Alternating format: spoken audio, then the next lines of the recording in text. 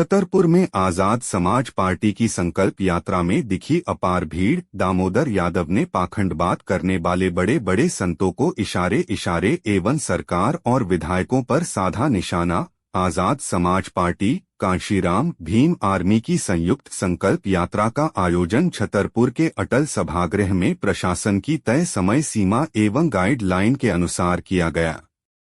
कार्यक्रम में दामोदर यादव, आरडी प्रजापति सहित पार्टी और भीम आर्मी के पदाधिकारी मौजूद रहे। सभा के दौरान मंच के नीचे भारी भीड़ से कुछ देर के लिए अफरा-तफरी की स्थिति बनी, हालांकि बाद में मामला शांत करा लिया गया। कार्यक्रम को संबोधित करते हुए दामोदर यादव ने प्रदेश की मौजूदा सरकार और कांग्रेस पर तीखा हमला बोला। उन्होंने बड़ा मल्हरा विधायक राम सिया भारती को छोटी बहन और छतरपुर विधायक ललिता यादव को बड़ी बहन संबोधित करते हुए मंच से सलाह दी। उन्होंने कहा कि जब मुख्यमंत्री मोहन यादव द्वारा विवादित टिप्पणी की गई तब उनकी बड़ी बहन को चुप नहीं रहना चाहिए था। उन्होंने पूर्व मुख्यमंत्री उमा भारती के संदर्भ में भी टिप्पणी करते हुए कहा कि जब उनके साथ कथित अन्याय हुआ तब भी जनप्रतिनिधियों को मुखर होना चाहिए था। साथ ही उन्होंने आरोप लगाया कि कांग्रेस सरकार में भी अत्याचार होते रहे और कई नेता चुप्पी साधे रहे। दामोदर यादव ने बिना नाम लिए कुछ धार्मिक कथावाचकों और कथित पाखंडवाद पर भी निशाना साधा।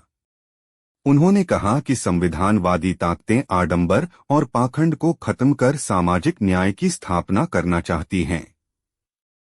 उन्होंने 90% पत्रकारों की सराहना करते हुए कुछ पर कटाक्ष भी किया। उन्होंने बड़ा मल्हरा क्षेत्र में कुछ वर्ष पूर्व यादव परिवार की मासूम बच्ची की हत्या के मामले का जिक्र करते हुए कहा कि आरोपी जेल में है, लेकिन परिवार को अब तक न्याय नहीं मिला। पार्टी उस परिवार को न्याय दिलाने के लिए संघर्ष करेगी। मीडिया के सवाल पर कि क्या कांग्रेस से टिकट न मिलने के बाद यह यात्रा पार्टी को मजबूत करने की रणनीति है, दामोदर यादव ने कहा कि वर्ष 2028 को लक्ष्य बनाकर संकल्प यात्रा के माध्यम से ओबीसी, एससी और एसटी समाज को संगठित किया जाएगा और पार्टी को प्रदेश में मजबूत किया जाएगा। कार्यक्रम के दौरान संभावित विरोध को देखते हुए प्रशासन द्वारा कुछ लोगों को नजरबंद किए जाने की भी जानकारी सामने आई, जिस पर दामोदर यादव ने प्रशासन का धन्यवाद दिया। और एक बात और सुन लो, कह रहे हिंदू भाई भाई, अगर हिंदू भाई है तो हम तो मान रहे हैं कि हाँ भाई है। तभी तो मैंने कहा, लोग बोले दामोदर जी बहुत गंदा बोलते हैं। मैंने कहा अच्छा, अगर मैंने 28 साल के लड़के को कह दिया है 28 साल के लड़के, तो बताओ गंदा है क्या? मैं 50 का होने वाला हूं और हमारे बुंदेलखंड की संस्कृति ये कहती है कि उम्र में कोई छोटा बड़ा है तो बड़ा छोटा जो है वो बड़े का सम्मान भी करेगा। मैं तो कहता हूं छोटे भाई बड़े भाइयों के पैर भी छूते हैं। तो जब हिंदू भाई की बात करते हो तो तुम्हारी ही बात मान लेते हैं। चलो दामोदर यादव, तो तुम्हारे जो तुमने लिखा है ग्रंथों में जो लिखा गया है उसके हिसाब से कृष्ण वंशज है कि नहीं, जो ग्रंथों में लिखा है?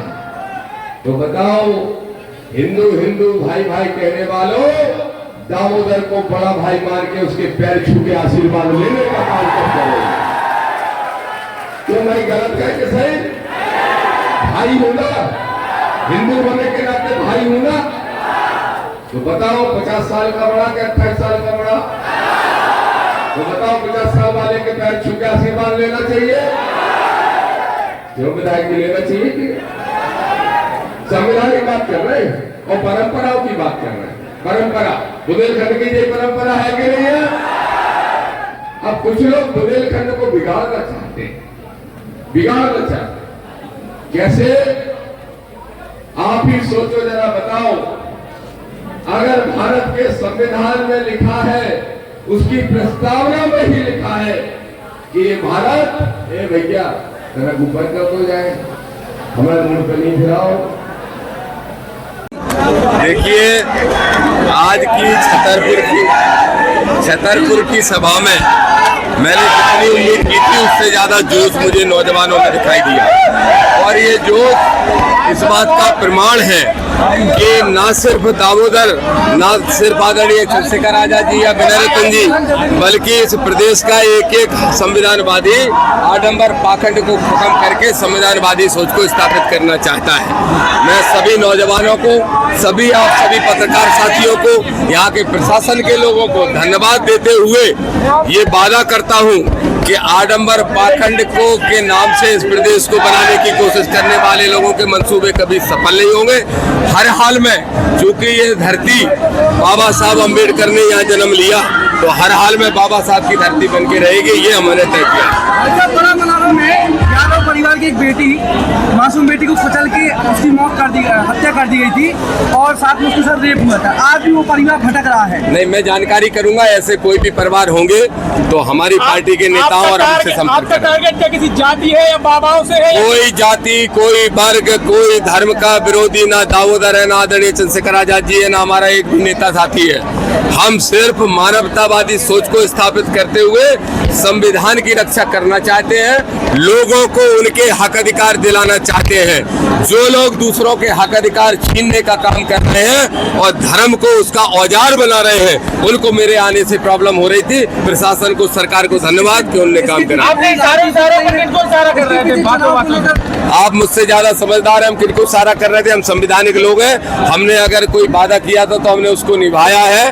हम जानते हैं कि हम कलेक्टर, एसपी और यहाँ के अधिकारियों को भी मुसीबत में नहीं डालना चाहते।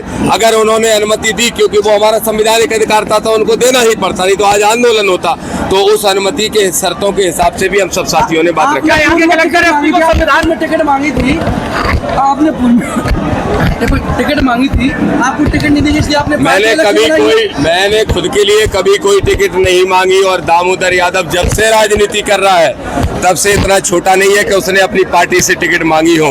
मैं हमेशा पिछड़ों की बात करता रहा, दलित शोषित वंचितों की बात करता रहा, उनके हक अधिकार के लिए लड़ता रहा। और वहां भी ऐसे ही हो रहा था जिस पार्टी की, कांग्रेस की आप बात कर रहे हो, वहां कुछ राजा महाराजा शोषित वंचित लोगों को या ओबीसी के लोगों का हक खा रहे थे, इसलिए उनके पेट में दर्द हो रहा है। 2028 के चुनाव को लेकर ये कहीं रणनीति 2000 है ना रणनीति। हम कोई फर्जी बाबा थोड़े ही है। हम राजनीति करने वाले लोग हैं, राजनीति भी करेंगे, चुनाव भी लड़ेंगे, अपनी सरकारें भी बनाएंगे। Thank you.